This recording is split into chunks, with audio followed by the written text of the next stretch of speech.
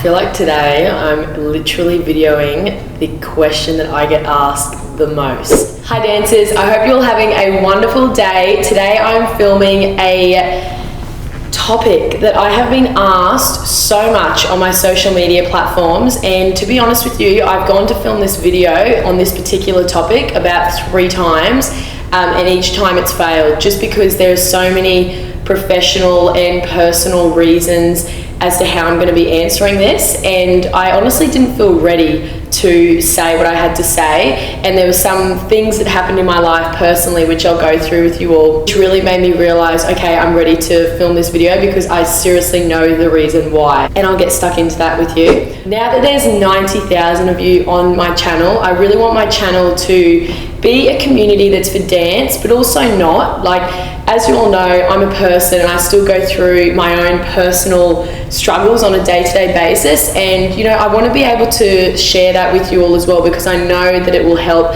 at least one other person out there. So me talking about this topic, as I said, it's so ballet related because the Royal Ballet was a part of my life for so many years, but at the same time there are so many personal things that led me to the decision that I decided to choose. I just want my channel to be a place where not only just dancers can come to, but if anyone is going through anything that they feel like they can't talk about, at least they can watch my videos and feel like they can relate to it. I always want to feel relatable. I know I'm very relatable in the ballet world, but also too, on a personal level, I want to relate with you all on that as well. So talk about this topic, and I'm going to go through everything with you all.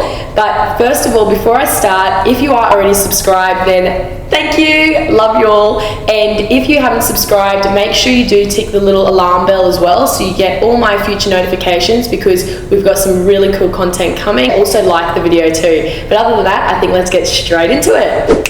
I don't know what it is, but I'm like kind of losing my voice, so I sound a little bit odd, but that's okay. We're going to deal with it today.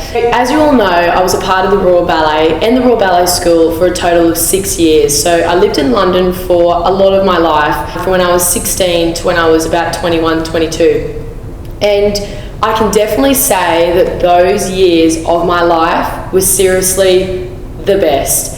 Like, the Royal Ballet School, it actually made me who I am today. The Royal Ballet Company as well made me who I am today. And I would never change anything if I had to, because they were seriously some of the best years of my life. I do want to do a video eventually of my life at the Royal Ballet School where I can kind of go through all the details. So if you do want to see that, let me know. But I'm going to talk about more of the company here today, because I guess that was the part that I kind of decided to leave. So I feel like that is the part I need to talk about most. I have a disclaimer to say before I go into any of this. I really just want to say to you all that the Royal Ballet Company is seriously the best company in the world. Truly believe that it is filled with the most amazing dancers, staff, stage managers, physiotherapists, the facilities. Everything about that building is impeccable, and I always have so much respect for the Royal Ballet. I'm still friends with so many of those dancers, and I'm still keeping contact with the director too. So I feel very privileged to have that relationship with them, and I just wanted to say before I even start this video that this has nothing to do with the Royal Ballet Company. This is to do with me personally, and that's really important that you know all that, because at the end of the day, I know that the Royal Ballet really did make and create what I have now. That is really special to me. So I feel like you all just need to know that that decision that I decided to make was for me as a human being, as a person, nothing against the Royal Ballet. As you all know, I was with the Royal Ballet for a total of 3 years, and you could say that my journey at the Royal Ballet was very smooth, especially for someone that had come from the Royal Ballet School. I was from Australia. I wasn't in there for long, but I got to perform some amazing works and pieces with the Royal Ballet. So I did have a very smooth ride. When I first got into the company though, I have to say that was probably the most difficult out of this smooth ride, because always your first year in a company, there are so many new things going on. You're in this new place. You're literally a fish in a massive pond. Like, especially when I'd come from the Royal Ballet School, where I had been given a lot, and then I got into the company and I had this year where I joined where you could say it was probably a little bit slower for me, because I was so used to being at the school, being the person that they would pick for, you know, gala shows and performance nights. I was always their go-to girl. And obviously when you get to the company, you have so many other people in front of you, and it does take a lot of getting used to and realizing that there are other people, like a good 50 or 60 people in front of you that are going to probably get that role or get that opportunity before you because they've known them for longer, because that's the hierarchy of a company, especially somewhere like the Royal Ballet where it is a large company. I think there's over 100 dancers actually. To be a part of it, it's like you're in this big family, which is pretty amazing. But yeah, so I had that first year was pretty slow for me until actually one dancer got injured and I happened to be covering her role. And covering means basically if that person does get injured, you're the first person that steps in and does it. So my first big break was in a ballet called Jewels, and in this ballet there's 3 segments. There's rubies, diamonds and emeralds, and I was covering a role in rubies. And basically there's 8 girls, and those 8 girls were all soloists, so they'd been in the company for probably at least 5 or 6 years.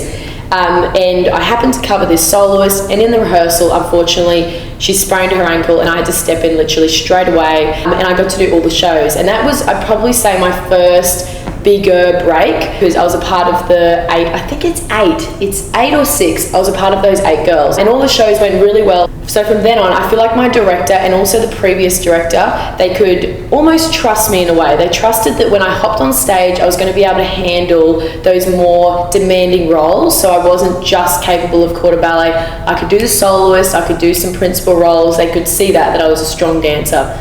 So from then on, it was almost like this snowball effect. So I did the rubies, then on my birthday, someone else got injured, and I think it was my 18th birthday actually. When I'm creating this video, I feel like I'm just like revisiting all these amazing emotions that I went through. But yeah, I think it was my 18th or 19th birthday, someone got injured and I was covering her role in Raymonda, and I was doing a solo. So I had never been rehearsed on this solo, and this lady got injured, and they called me up that morning. They said, Claudia, so-and-so's been injured, you have to come to the building right now because you're on in about 3 hours. And I remember having the quickest rehearsal with a coach from the company, and pretty much I was on straight away. But it was like the best birthday present ever, you know, doing a solo on stage.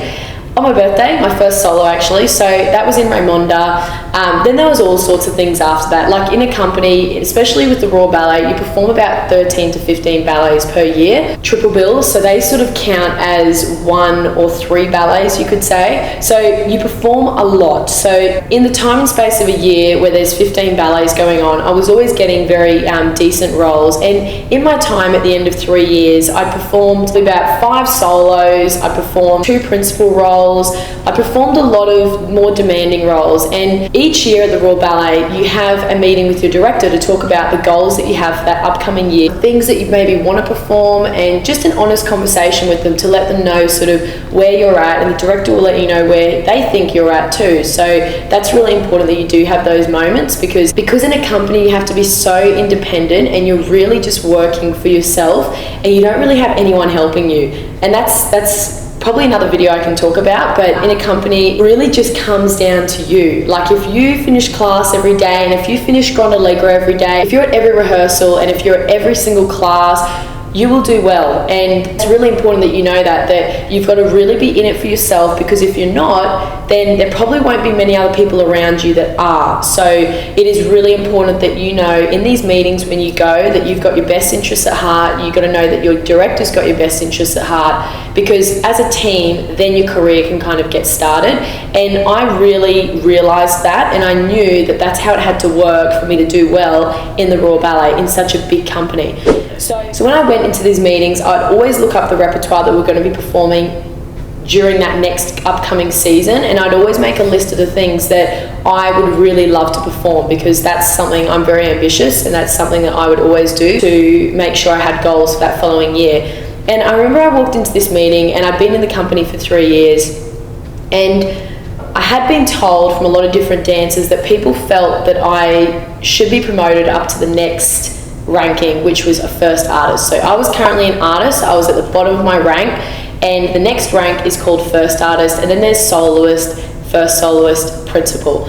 And obviously I performed flows and things like that were equivalent to all those other ranks. So a lot of members, and even myself, like I knew that I had worked really hard to be promoted to that next rank, and I felt like that it was something that was sort of in the works, probably that year, if not it was going to be the next year. But I think deep down in myself, I really wanted it to be that year, because I knew that I wanted to perform a lot of other solos during the next upcoming season, and I knew to do that, then I'd probably need to be promoted to be guaranteed those roles. So when I went in there, you know, I walked in and we had an honest conversation, and when I sat down, basically told me that that season I wasn't going to be promoted. And I have to say, it was probably the first time in ballet where I'd felt pretty low. Like I'd felt as though I'd worked really, really hard, like so hard in the past, not just 3 years in the company, but 6 years. I'd never had a sick day. I was there for every single rehearsal. I was always reliable in that company. You know, I was doing roles that were suitable for really tall dancers and small dancers. Like I would always be thrown around the place because I was always that reliable person that I'd always just be there if someone called me. And when I was told that I wasn't going to be promoted, it really actually hit hard. You know, I walked out of the meeting and I was very confused. I was very confused actually, because I'd done so many things to deserve that. But at the end of the day, in hindsight, everything happens for a reason, doesn't it? That'll be my next part. So on a professional level, for me at that point, I was feeling pretty deflated. And this just shows dancers that, you know, even someone like myself, I'm probably the most optimistic person you will ever meet. Like I always look at everything on the bright side. That is just me. I walk into a room and I will see the positive in absolutely everything, because that's just how I've been brought up and that's just the way that I am. You can probably tell that, like through the camera and through my videos, you can probably see that I'm very positive and I'll always be that way. But anyway, I ended up calling my parents straight after, and I think it was like midnight there. And I called them and I said, Mum and Dad, like I can't believe it, like I'm actually really devastated, I didn't get promoted, like I just feel like that I've worked so hard these past 6 years and I've done so many roles that are above my ranking. I feel like I deserve that promotion, and I honestly don't know if I can do that much and not be promoted. I honestly don't know if this is the right career for me at this point, because I feel like that if I'm working that hard and at that moment it couldn't be recognised, and I'm not in control of that, and that was the hardest thing. I'm not in control of being promoted. That's up to someone else. That's up to a whole team of people, not just my director. It's up to a whole team of people, and I respect that. But I just felt like I deserved it. So in that moment I just said, Mum and Dad, I've been away for so long. I've been away for 6 years. I miss you. I need to come home. Like I just needed to come home. It's harder than I thought. You know how sometimes in your gut you just have this feeling like it's the right thing to do? I honestly, my gut feelings, I get them a lot and I always follow them, and I have to say, to this day they've always been right. And I just knew my time was ready to leave, to like leave my London life behind, just because, and I knew I was destined for something else. I just had this feeling in me that it was just something that I had to do to move on to this next phase of my life. Mum and Dad, they've always believed in what I do, and they always know that I'm very strong-minded. Like that's just who I am and how I've been. And they said, Claudia, if you feel like it's the right thing to do, and if you know in yourself that it's the right thing to do, like we have sacrificed so much for you to do this, but at the end of the day, we want you to be happy. And I will always respect my parents for that, because they allowed me to kind of walk away from something that I had been doing my whole life, but they accepted it and they just said, we want you to be happy. So yes, of course you can do that, and we're so happy to have you home. You know, they've missed me so much as well. I'd like literally missed my sister growing up. I'd missed my brother growing up. Like there was so many things that you just miss when you're living away, and that's another thing. I could come out with all these video ideas today, but I could probably create a video on dealing with homesickness as well. Like I've been through all that. I have been through a lot. So 3 days later, I booked in a meeting with my director. I had a lot of time, not a lot of time. It was coming up to the end of the season, so I sort of had to make my decision quick, whether I was going to be returning or not. You have to give the right amount of notice, etc., etc. So I'd had a few days to think about it. Mum and Dad just said, look, maybe have a few days, go to work, just dance with an open mind and just see how you feel.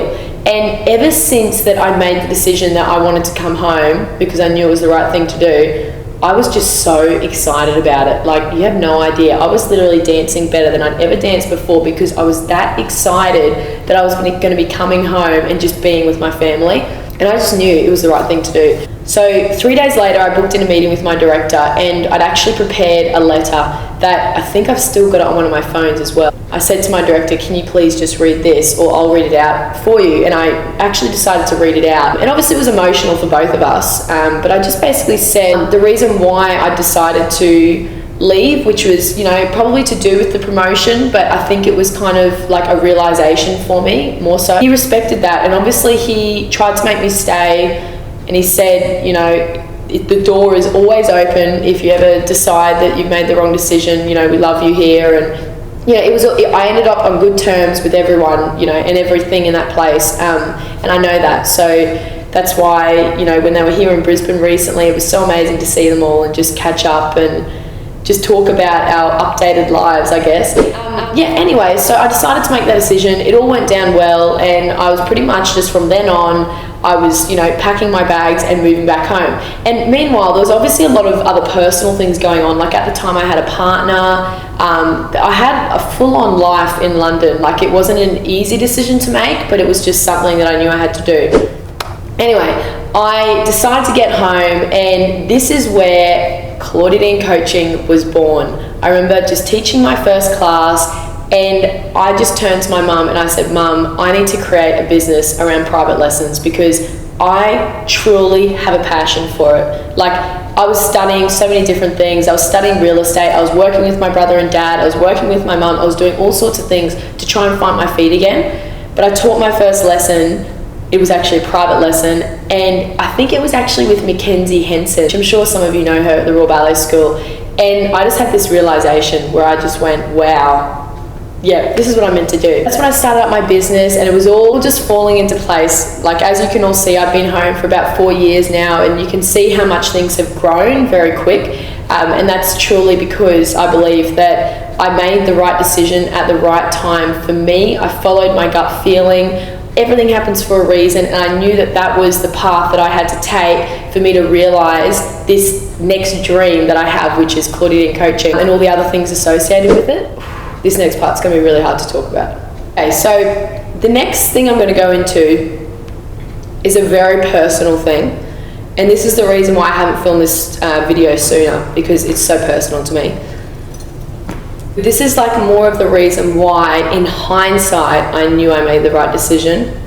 So some of you might be aware of this and some of you might not, but November of last year, 2017, my mother, Denise Dean, passed away from a brain aneurysm very, very suddenly.